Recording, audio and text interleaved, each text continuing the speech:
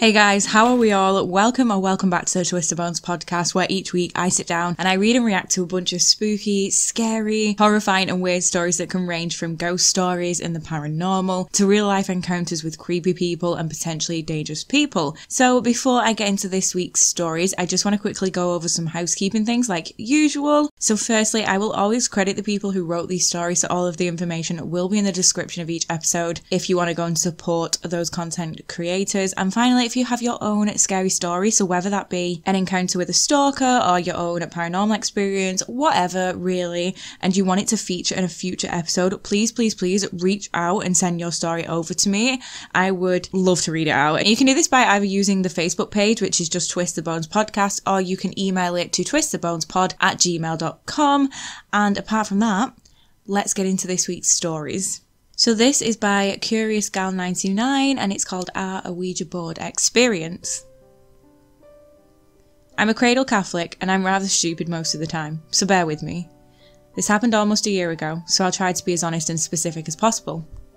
I never really believed in things like Ouija boards and ghost hunting. I always saw it as fake stuff on TV. I had a friend that played the Ouija board a lot and she was telling me all these crazy stories on how it really works. I didn't believe her, so we decided that we would try it sometime. I knew that my religion frowned upon it, but I didn't know much about it, and it's just a game, right? So we opened up the window a crack and sat inside her cousin's room. There was a computer a few feet away from us and a TV on the other end of the room. We turned off the lights, cardboard glow-in-the-dark board, and introduced ourselves. We talked to a young boy who died a while back, 16th or 17th century maybe, and he could tell us our names and ages and talk to us about the sports that we played.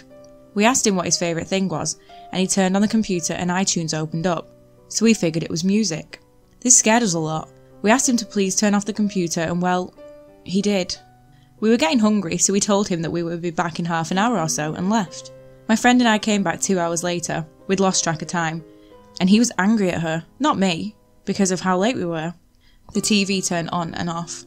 We decided not to mess with it anymore. After that, the sleepovers at my house were rather scary. The light in my room would turn on and off. I changed the light bulbs and everything. Maybe a bad circuit? I have a bunch of sliding closet doors in the hallway outside my room. It bothers me when they're open, so I always make sure they're shut. And I was in my room listening to music, and I went out to go get a snack, and all of them were open. My family doesn't go in that hallway because my room is the only room it leads to. At my friend's house, the walls would creak, and it sounded like there was always somebody walking up and down the stairs. Doorknobs would turn. At my house, I heard somebody calling my name and muttering. On another day, the corner of my room where I usually sit in was really cold compared to the rest of the room. I stood in the middle of the room, yes, I felt like a complete idiot, and asked him if he was there to touch my hand. My hand got extremely cold. That was the last time I tried that wonderful idea. And finally one night I got sick of it. The lights were out again, so I took my camera, turned off the flash and took 4 pictures. I immediately loaded it onto my laptop, and the 4th looked like a green pair of eyes in the corner.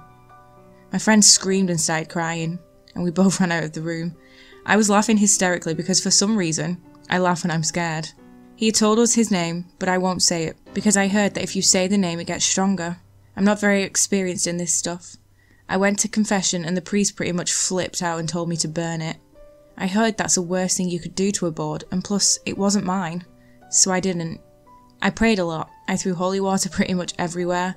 I slept with my rosary in hand. I believe that Ouija boards and other ways of communication are real and dangerous. I haven't heard or experienced anything for a while. So am I just going insane? Or could this be a real demon or spirit or... I don't know. And that is the end of that one. I am very scared of Ouija boards. I have a few in my house for decor purposes only, but I don't think I would want to use one in all honesty, just because I would end up being that person who invited something into my home. I know a lot of people don't believe in them, but it's just something I don't want to mess with personally. But I'm going to move on to the next Ouija board story, and this one is written by Dark Daisy 13, and it's called Experimenting with a Homemade Ouija Board as a Child. About 10 years ago, I experimented with a homemade Ouija board with my friends. This was the start of my paranormal activity fascination. I'll tell you that I don't remember much of this story, but thank God this was the time I actually wrote down my experiences besides school experiences. In the summer of 2011, July 19th I think, all the notebook said was July, my friend Maddie invited me and my other friend Faith over for a sleepover. It was late at night, somewhere around 9:30 p.m, and we were all bored. We'd watched about half of the movies Maddie owned, which was a lot. We started watching movies at around 5 p.m, so it was about 4 movies we had watched that night. After a while of chatting and eating the snacks Maddie's parents brought us earlier, the topic of ghosts came up. I was interested in paranormal activity at the time. I still am, along with Maddie, who found it fascinating as well. So not much of a surprise that it sneaked in the conversation. See, Faith was a different story. She actually had phasmophobia, which is a fear of ghosts. Me and Maddie never got bothered by this, and sometimes we tried to help her overcome her fear. But anyway, as we were talking about ghosts and stuff, Maddie suggested that we should play the Ouija board. Since I was a dumb and careless child, I agreed with her. The only problem here was that Maddie didn't own an Ouija board and didn't know anyone else who would have an Ouija board. Faith, sitting on Maddie's bed, said we could make one. I could tell she wanted in on the action too, so we agreed with Faith and went straight to work.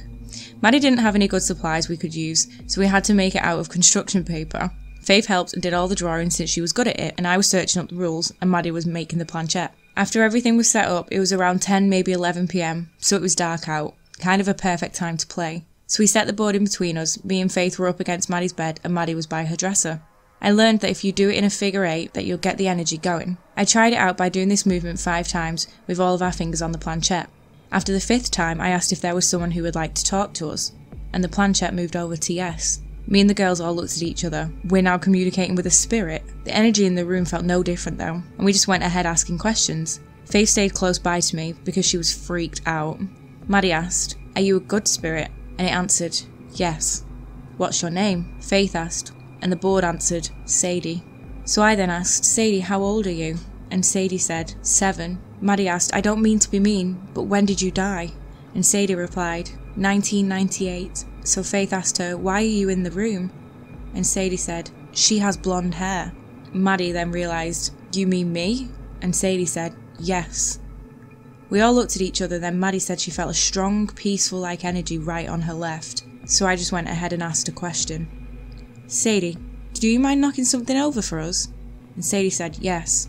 A couple minutes later, we saw one of Maddie's stuffed animals fall off the shelf. Then there was a laughter of a little girl, and seconds later, the planchette moved again. Sadie said that was funny, but I must leave. Faith replied, "I wish you could talk more." All 3 of us said goodbye, and then I moved the planchette to goodbye. It was a really interesting night for us all, and I'll never forget about it. But till this day, Maddie hasn't experienced anything odd in her house, which made us sad, because the girl was so nice. And that is the end of that one. See, they believe they got a little girl spirit. I know that demons and bad entities can show up as like children and like an innocent being, but it could have just been a young child. We have no idea. But regardless, I will not be messing with an Ouija board.